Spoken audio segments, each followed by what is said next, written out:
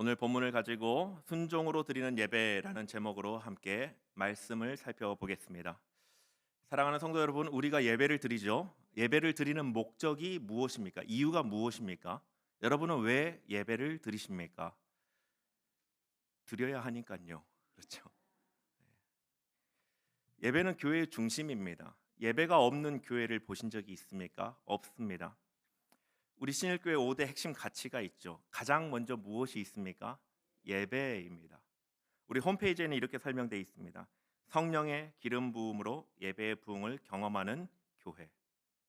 너무 멋있지 않습니까? 우리 신일교회도 가장 중심이 되는 것이 바로 예배입니다. 예배는 우리의 생명을 걸 만한 가치가 있습니다. 아니, 생명보다 더 중요한 것이 바로 예배입니다. 하나님은 우리에게 예배를 허락하셨습니다. 하나님을 경외하고 찬양하고 즐거워하고 그 음성을 듣고 우리의 죄가 용서받는 그 은혜를 누리도록 우리에게 예배할 수 있도록 은혜를 베풀어 주셨습니다. 그러나 모든 예배가 하나님이 받으시며 기뻐하시는 예배가 아니라는 사실을 또한 우리는 기억해야 합니다. 오늘 본문에 나타나 있는 창세기 4장, 바로 제사 예배가 등장합니다. 성경에 나오는 최초의 예배의 기록이고 또 최초의 기록이면서 동시에 실패한 예배입니다. 가인과 아벨의 이야기는 형제 간의 우애에 대한 그런 이야기가 아닙니다. 질투의 문제가 아닙니다. 이것은 바로 예배의 문제입니다. 우리에게 이 창세기 4장을 주신 이유는 우리가 무엇으로 어떻게 예배해야 되는지 알게 하시기 위하여서 우리에게 주시는 말씀이라는 사실을 기억하시기를 바랍니다. 하나님은 아벨과 그의 제물을 받으셨습니다. 그 예배를 받아주셨다는 거죠. 그러나 가인과 그의 제물은 받지 않으셨습니다. 그 예배를 받지 않으셨다라고 말씀해주고 있습니다. 오늘 본문을 통해서 우리가 예배의 본질이 무엇인가 다시 한번 상고해보고 참 예배자로 하나님 앞에 예배하는 삶을 더욱더 갈망하는 이 밤이 되기를 원합니다. 예배의 본질이 무엇입니까? 예배는 말씀에 대한 응답에서부터 시작됩니다. 오늘 본문 3절을 보면 세월이 지난 후에 가인은 땅의 소산으로 제물을 삼아 여호와께 드렸고라고 기록되고 있습니다. 첫 출발이 이렇습니다. 세월이 지난 후에입니다. 아담과 하와가 죄를 범하고 하나님의 에덴 동산에서의 쫓겨냄을 당하게 됩니다. 그리고 출산을 하게 되었죠. 그리고 세월이 지났습니다. 세월이 지났는데 그 자녀들이 예배를 드립니다. 이것이 어떠한 의미가 될까요? 어떠한 모습입니까? 세월이 지나는 그 시간 동안에 아담과 하와 자기 부모와 함께 그 가정에 하나님을 예배했던 것이 있었던 것이죠. 그들은 에덴에서 쫓겨났지만 그럼에도 불구하고 창조주를 기억하고 하나님을 예배했던 그 가정의 문화가 있었던 것입니다. 그리고 시간이 더 지납니다. 자녀들이 장성합니다. 자기가 드릴 수 있는 것을 가지고 하나님 앞에 나와 예배하는 그 모습이 오늘 기록되고 있는 것입니다. 아벨은 무엇을 드립니까? 첫 새끼, 양의 첫 새끼를 드립니다. 그리고 그 기름을 드린 것이죠. 중요한 것은 바로 첫 것입니다. 하나님을 삶의 우선순위로 모시겠다라고 하는 이 믿음의 고백이 이 첫 것이라고 하는 것에서 나타납니다. 우리는 여기서 주목하는 사실은 아벨을 주목하는 것이 아니라 아벨의 예배 그 제사 가운데 나타나 있는 그 요소들이 우리에게 하나님은 이것들을 통해서 무엇을 말씀하시는가를 보아야 합니다. 아벨이 참된 예배를 드렸다가 중요한 게 아니라 그 예배가 하나님이 받으신 이유가 무엇인가 이것을 보는 것이죠. 히브리서 11장 4절은 이를 분명히 이렇게 해석합니다. 믿음으로 아벨은 가인보다 더 나은 제사를 하나님께 드렸다. 동물을 드렸기 때문에 그럴까요? 제물을 말하고 있지 않습니다. 믿음을 얘기합니다. 아벨의 예배 행위, 이 제사는 믿음의 제사, 믿음의 예배였습니다. 그 믿음은 무엇이었겠습니까? 하나님을 믿는 믿음입니다. 하나님을 향한 태도가 바른 예배였습니다. 반면에 가인은 땅의 소산을 가지고 옵니다. 농산물로 이렇게 하나님께 제사를 드린 것이죠. 문제는 피가 없어서가 아닙니다. 동물의 피가 없어서 대속의 의미가 아닙니다. 레위기에서도 분명히 곡식의 제사도 하나님이 기쁘게 받으시는 제사라고 이야기하고 있지 않습니까? 문제는 가인의 예배가 하나님이 원하시는 방식이 아니라 자기의 판단에 근거했다는 데 있습니다. 예배는 사람이 하나님께 무엇을 보여주고 무엇을 해드리는 것이 아닙니다. 사람이 하나님께서 말씀하시는 방법, 특히 그 마음의 중심의 태도를 바로 함으로 하나님 앞에 나아가는 것, 그것이 바로 예배입니다. 그렇기 때문에 예배는 하나님의 말씀에 대한 태도에서부터 시작을 합니다. 하나님의 말씀에 대한 태도가 바로 하나님에 대한 태도입니다. 가인은 제사를 드렸습니다. 예배를 드렸죠. 하나님이 기뻐하시는, 그리고 하나님이 요구하시는, 하나님이 받으시는 예배가 아니었습니다. 하나님에 대한 태도가 잘못되었기 때문에 그렇습니다. 우리도 하나님을 예배합니다. 얼마나 많은 예배가 있습니까? 교회 안에 있는 예배도 정말 많죠. 주일 일부에서부터 오후 예배, 새벽 기도, 수요 기도회, 금요 기도회, 목장에서도 모임으로 또 예배를 드리기도 하고, 또 마음이 어렵거나 기쁨을 당한 우리의 가족들을 돌아보며 함께 예배하고, 가정 예배도 있고, 또는 회사에서 드리는 사내 예배도 있을 것입니다. 그 많은 예배가 있습니다. 우리가 드리는 예배, 하나님이 기뻐하시고 요구하시고 받으실 만한 예배입니까? 오늘 가인의 예배는 하나님 받지 않으셨습니다.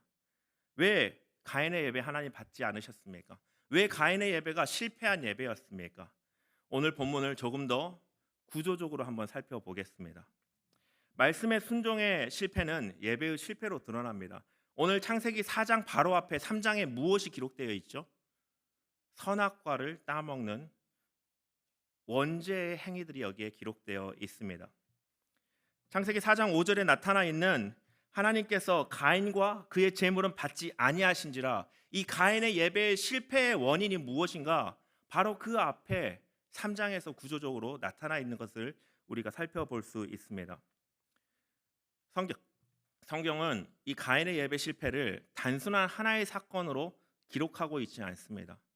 그 가인 한 사람의 그 삶에서만 우리가 문제를 찾아볼 수 있는 것이 아니라는 것이죠. 3장에 나타나 있는 것이 무엇이었습니까?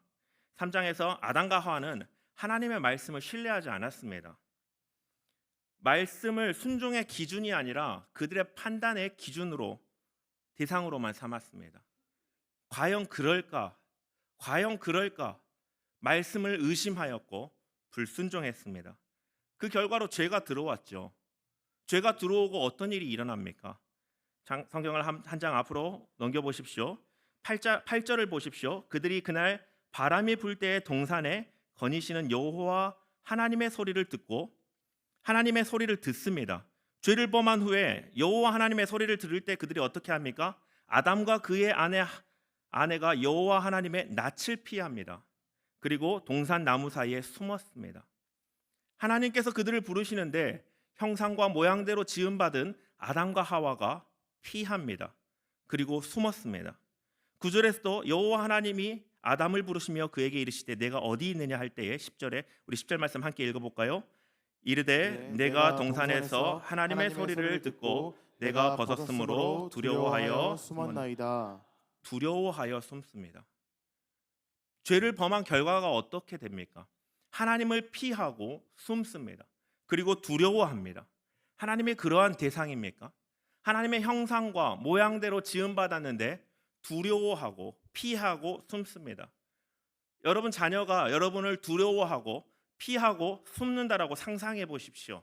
물론 청소년기라든지 청년이 되어서 문제를 일으켰다면 그렇겠지만, 우리의 자녀들이 부모의 음성을 좋아하지 않습니까? 즐거워하지 않습니까? 그 속에 안정감을 갖는 것이 부모와 자녀의 모습이 아닙니까? 창조주와 아담과 하와의 모습은, 관계는 피하는 관계, 숨는 관계, 두려워하는 관계가 아닙니다. 죄를 인하여서 하나님의 관계가 완전히 깨어져 버렸습니다. 말씀의 순종을 실패하고 나니 하나님의 관계가 깨어져 버린 것입니다. 그 결과 어떻게 됩니까? 오늘 창세기 4장에 나온 예배입니다.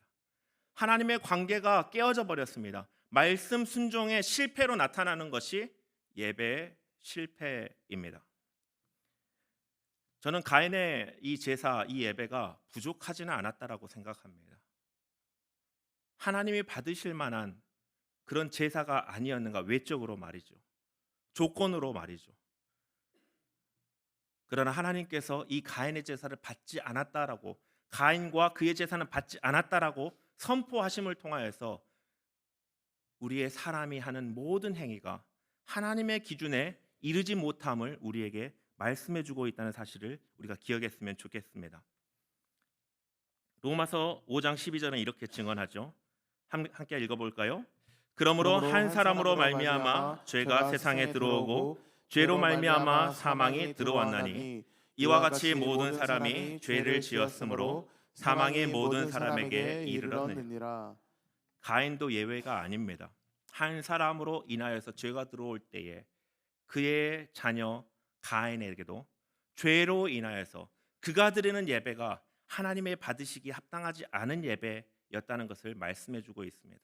말씀의 순종을 실패하면 우리는 필연적으로 예배에 실패할 수밖에 없는 존재로 살아갈 수밖에 없다는 사실을 기억하시기를 바랍니다. 말씀 순종의 실패는 반드시 예배의 실패로 나타납니다. 말씀 순종의 실패는 반드시 필연적으로 예배 순종의 실패로 나타납니다. 이런 원리가 성경에서 계속해서 반복됩니다. 한 가지만 더 살펴보면 사무엘상 15절에 보면 사울 왕의 모습이 나타나는데요. 사울이 하나님의 말씀에 온전하게 순종하지 못합니다. 그리고 그는 제사를 드리려 하거든요. 하나님의 말씀에 순종하지 않고 드려지는 제사 앞에 사무엘 선지자가 이렇게 외치죠. 사무엘상 15장 22절 23절 말씀입니다. 사무엘이 이르되 여호와께서 번제와 다른 제사를 그의 목소리를 청정하는 것을 좋아하심 같이 좋아하시겠나이까? 순종이 제사보다 낫고 듣는 것이 순양의 기름보다 나으니 이를 거역하는 것은 점치는 죄와 같고 완고한 것은 사신 우상에게 절하는 죄와 같음이라. 왕이 여호와의 말씀을 버렸으므로 여호와께서 또 왕을 버려 왕이 되지 못하게 하셨나이다. 하나님의 말씀을 버린 사울에 대한 하나님의 평가와 또 그 심판의 내용은 너무나 처참합니다. 하나님 나라의 왕으로 세운 그 사울을 하나님이 버렸다라고 하는 것입니다. 말씀 순종의 실패는 아무리 제사를 드리려고 해도 하나님이 받지 않는 제사로 이어지는 것은 필연적입니다. 예외가 없습니다. 하나님이 예배를 싫어하는 분이십니까? 아니죠. 기뻐하십니다. 그러나 하나님은 예배로 불순종을 보상하려는 시도를 단호하게 거절하시고 있다는 사실을 우리가 기억했으면 좋겠습니다. 예배로 순종을 대신할 수 없습니다.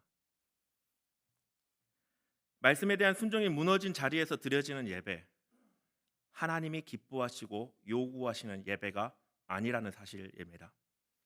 하나님과 단절되고 깨어진 관계에서 드려지는 모든 예배 시도가 실패할 수밖에 없는 예배임을 기억하시기를 바랍니다. 하나님이 받으시는 예배, 아무리 정성스러워도 관계가 깨어져 버리면 하나님이 받지 못하는 예배이며, 반대로 하나님과의 관계가 회복된 예배, 그 말씀에 순종함으로 하나님과의 관계가 회복된 그곳에서 드려지는 예배를 하나님이 기뻐 받으신다는 사실을 기억하시기를 바랍니다. 우리가 한 가지 더 생각해 볼 것이 있죠. 그러면 하나님은 왜 아벨의 제사는 받으셨을까요? 말씀에 불순종한, 순종하지 못한, 말씀 순종에 실패를 했던 그 모습을 인하여서 아벨의 제사도 하나님이 받지 않으셔야 되는 것이 맞지 않습니까? 그런데 하나님은 아벨의 제사를, 예배를 받아 주셨습니다. 가인보다 조금 덜 타락했기 때문에 그랬을까요? 아니면 그는 의로웠기 때문에, 거룩했기 때문에 하나님께서 그 예배를, 그 제사를 받아 주신 걸까요? 히브리서 11장 4절에서는 믿음으로라고 강조하고 있다는 사실을 좀 전에 살펴보았습니다. 아벨의 예배는 정성이 아니라 믿음의 예배였습니다. 그 믿음은 대속의 은혜를 보여주기 시작합니다. 아벨의 피 흘림의 제사는 자기 자신으로는 하나님 앞에 설 수 없다는 고백을 하는 제사로 우리에게 보여주신 것입니다. 그곳에서 제사를 드리고 있는 아벨, 그거를 받아주시는 하나님, 이것만 생각하시면 안 됩니다. 왜 이 장면을 하나님은 이 말씀에 기록하였고 우리에게 주셨을까요?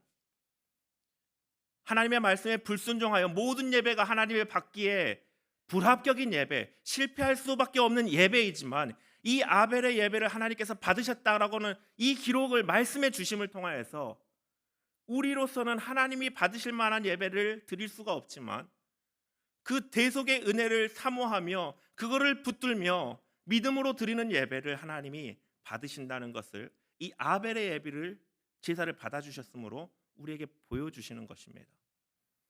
그래서 히브리서에서도 아벨의 그 제사를 묘사할 때 믿음이라고 강조하고 있는 것이죠. 아벨의 예배는 회복된 완전한 예배라기보다는 회복을 갈망하는 예배였던 것 같습니다. 성경은 여기서 끝나지 않았죠. 아벨의 예배보다 더 나은 예배, 더 귀한 피 흘림의 예배로 우리를 인도해 줍니다. 바로 둘째 아담 예수 그리스도를 통해 회복된 예배를 드릴 수 있도록 하나님은 우리에게 은혜를 베풀어 주셨습니다. 첫 아담 안에서 우리는 말씀에 실패했습니다. 그 실패는 예배의 실패로 나타날 수밖에 없습니다. 그러나 하나님은 우리의 예배, 실패할 수밖에 없는 예배자로 놔두는 것이 아니라 둘째 아담, 바로 예수 그리스도를 보내주셨다라고 하는 사실입니다. 로마서 5장 19절 우리 함께 읽어볼까요? 함께 읽겠습니다. 한 사람이 순종하지 아니함으로 많은 사람이 죄인 된 것 같이 한 사람이 순종함으로 많은 사람이 의인이 되리라. 아멘. 첫 아담은 말씀을 의심했고 불순종했습니다. 그러나 둘째 아담 예수 그리스도는 말씀에 완전히 순종하셨습니다. 광야에서 시험 받으실 때에도 사람이 떡으로만 살 것이 아니요 하나님의 입으로 나오는 말씀, 모든 말씀으로 살 것이다라고 말씀하십니다. 그렇게 선포하실 뿐만 아니라 예수님의 삶은 말씀의 순종으로 나타난 삶이었음을 우리는 알고 있습니다. 그리고 순종의 절정은 바로 십자가에서 나타납니다. 이 십자가에 대해서 빌립보서는 이렇게 말씀합니다. 우리 빌립보서 2장 6절부터 8절 말씀 함께 읽겠습니다. 그는 근본 하나님의 본체시나 하나님과 동등됨을 취할 것으로 여기지 아니하시고 오히려 자기를 비워 종의 형체를 가지사 사람들과 같이 되셨고 사람의 모양으로 나타나사 자기를 낮추시고 죽기까지 복종하셨으니 곧 십자가에 죽으심이라. 십자가에 죽으신 것을 무엇으로 설명합니까? 죽기까지 복종입니다. 예수 그리스도께서는 둘째 아담으로 이 땅에 오셔서 첫째 아담의 그 모든 말씀의 실패, 말씀 순종의 실패를 뒤집어 엎으시고 죽기까지 그 뜻에 아버지의 뜻에 순종하심으로 사셨습니다. 이것이 바로 그의 이 땅에 오심이며 사심이며 고난당하시며 죽으심입니다.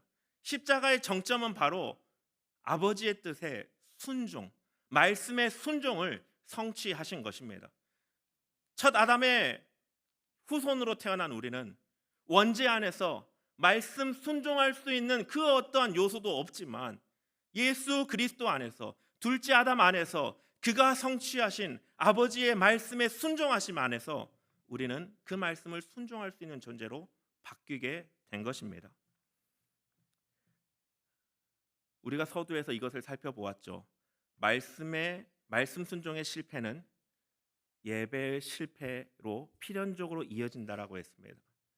우리가 예수 그리스도 안에서 말씀 순종의 성공한 삶을 살아갈수록 우리의 삶에서 드려지는 예배가 하나님이 받으시는 예배가 된다라는 것입니다.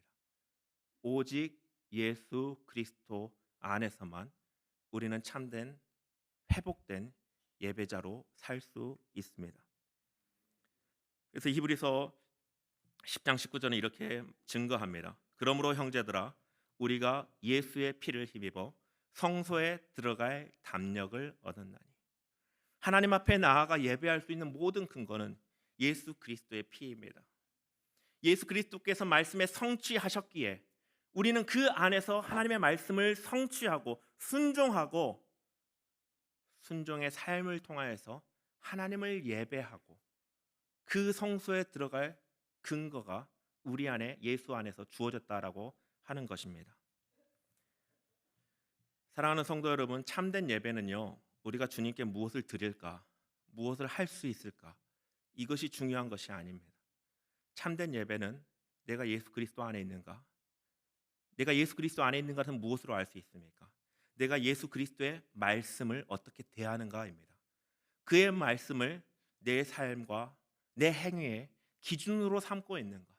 아니면 그것을 내가 판단자의 자리에서 주의 말씀을 선택할 것인가? 세상의 유행을 따라 살아갈 것인가? 주도권을 갖고 있는가? 그 기로에 있습니다. 참된 예배자는 오직 예수 그리스도 안에서만 내가 살아갈 수 있고 내가 하나님을 예배할 수 있다라고 하는 그 믿음을 붙드는 삶을 살아가게 됩니다. 둘째 아담 안에서 예수 그리스도 안에서 말씀 순종은 예배의 조건이 되지 않습니다. 첫 아담 안에서는 말씀의 순종함으로 하나님을 예배할 수 있는 근거가 되었다면 둘째 아담 안에 있는 우리에게는 말씀 순종을 통해서만 하나님을 예배할 수 있는 근거가 되는 것이 아니라 예수 그리스도 안에서 하나님을 예배할 수 있게 되었으니 그 결과로 우리는 말씀에 순종하는 삶을 살 수 있게 되었다라고 하는 것을 기억하시기를 바랍니다. 첫 아담 안에서는 말씀의 순종이 중요했지만 이제 예수 그리스도 안에서는 하나님을 예배하게 된 존재로서 하나님을 경외하는 삶, 말씀에 순종하는 삶을 살 수 있게 되었다는 사실을 기억하시기를 바랍니다. 우리는 예수 그리스도 안에서 회복된 예배자입니다. 이제 우리가 순종의 삶을 통해서 하나님을 예배하는 우리의 일상이 되기를 주님의 이름으로 축원드립니다. 그렇다면 우리가 말씀에 순종하는 삶, 회복된 예배자의 삶을 살기 위해 무엇을 실천할 수 있을까요? 저는 두 가지를 여러분과 함께 나누고 싶습니다. 먼저 말씀 앞에서 자신을 변명하지 않는 삶을 살았으면 좋겠습니다. 가인은 하나님께 예배했지만 제사했지만 그것이 바른 예배라고 정당화합니다. 회복된 예배자는 판단자의 자리에 가는 것이 아니라 하나님이 내 삶의 판단자요, 하나님이 이 세상의 판단자이심을 고백하는 것입니다. 그래서 이런 고백을 하기를 주저하지 않습니다. 주님, 제가 틀렸습니다. 주님, 제가 잘못했습니다. 우리는 얼마나 많은 순간 하나님 앞에서 나를 정당화시키려고 노력하는지를 모릅니다. 우리의 삶에서도 주님이 무엇을 원하시고 기뻐하시고 무엇을 인도하시는지 그렇게 오감으로 느끼고 영으로 느끼고 주위의 사람들로 느끼지만 주저하죠. 자기 합리화를 합니다. 변명을 합니다. 주저합니다. 내가 손해보는 것과 비교해보고 손해보지 않기 위해 발버둥을 칩니다. 주님의 말씀에 순종하기 위해서 손해보는 것을 너무 주저하지 마십시오. 조금 손해볼지라도 하나님께서 우리에게 기쁨과 평안을 주십니다. 하늘의 것이 무엇인지 예배를 통하여서 하나님을 바라볼 때 보여주시기 때문입니다. 나를 말씀 앞에 세워가지 마시고 정당하게 가지 마시고 나를 말씀 뒤에 세우시기를 바랍니다. 먼저 말씀을 순종하기 위해 힘쓰며 우리의 삶으로 하나님을 경외하는 삶을 살기를 주님의 이름으로 축원드립니다. 삶을 돌아보십시오. 나를 가장 강력하게 변명하고 싶은 그때가 언제였습니까? 그때 나는 하나님을 예배하기 위해서 말씀에 순종하는 그 기준들을 붙들었습니까? 아니면 그냥 나에게 유익이 되는 것이 무엇인지 그 기준을 따라서 선택했습니까? 오늘 이 밤에 기도할 때 하나님, 제가 주님 앞에서 나를 너무 변명했네요. 하나님의 말씀이 내 안에 들려졌고 주어졌고 그 기준을 나에게 말씀해 주시고 인도해 주시는데도 내가 너무나 변명했습니다. 주님, 그 순간에 더욱더 주의 말씀을 쫓아갈 수 있는 믿음과 용기를 주십시오. 지혜를 주십시오. 이렇게 간구하실 때 성령께서 우리를 붙들어 주시기를 원합니다. 두 번째로 우리가 회복된 예배자로 살아가기 위해서 해야 될 것이 무엇인가? 바로 관계를 회복하는 것입니다. 하나님이 찾으시는 예배는 하나님과의 관계가 회복된 예배자입니다. 가인의 예배의 실패가 그 결과가 어떻게 되었습니까? 하나님이 그 가인을 부르실 때 그 낯이 변합니다. 동생을 찾을 때 내가 동생을 지키는 자니까라고 항변합니다. 근데 그 결과가 어떻게 나타납니까? 동생을 죽이지 않습니까? 예배의 실패는요, 하나님과의 관계의 단절로 나타난 말씀 불순종으로 나타난 예배의 실패는 관계를 파괴시켜 버리는 결과를 낳습니다. 근데 우리는 예수 그리스도 안에서 하나님이 받으시는 예배를 드릴 수 있게 되었잖아요. 그럼 이제 우리가 해야 될 것이 무엇입니까?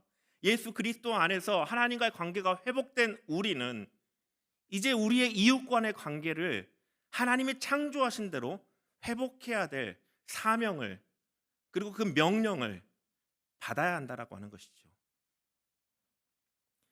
예배는 반드시 이웃 간의 관계에서 그 진짜 모습이 드러납니다. 우리가 하나님을 예배하는 그곳에서만 예배가 있는 것이 아니죠. 우리의 삶 속에 예배가 있습니다.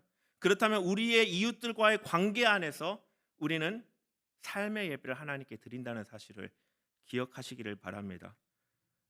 예배자는 용서를 구하고 또 참된 예배자는 용서하기를 주저하지 않습니다. 저도 용서를 구해본 적도 많고 용서를 해본 적도 간혹 있습니다. 쉽지 않죠.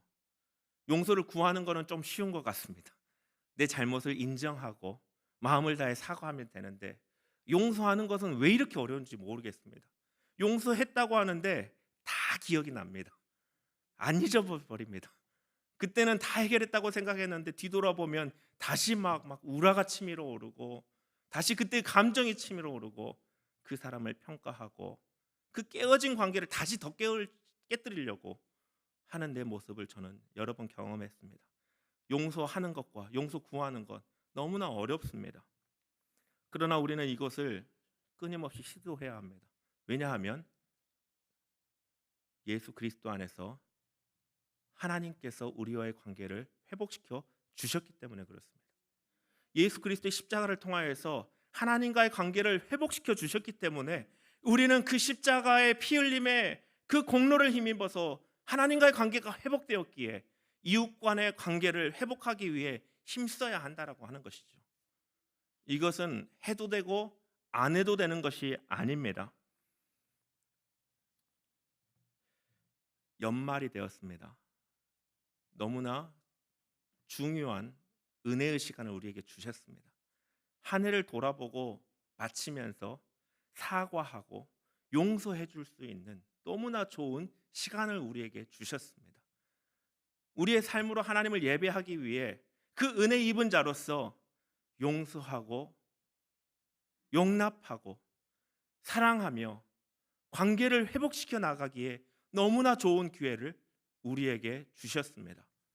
우리가 은혜 입은 자로서 해야 될 것은 우리를 변명하지 않고 또 이웃 간의 관계를 회복하기 위해 힘쓰므로 우리의 삶에서 하나님이 받으실 만한 삶의 예배를 하나님 앞에 드리는 것입니다. 이것은 앞으로 우리 예배를 준비하는 우리의 태도이기도 하고 은혜 입은 자로서 우리가 마땅히 해야 할 것들입니다. 이제 말씀을 마치려고 합니다.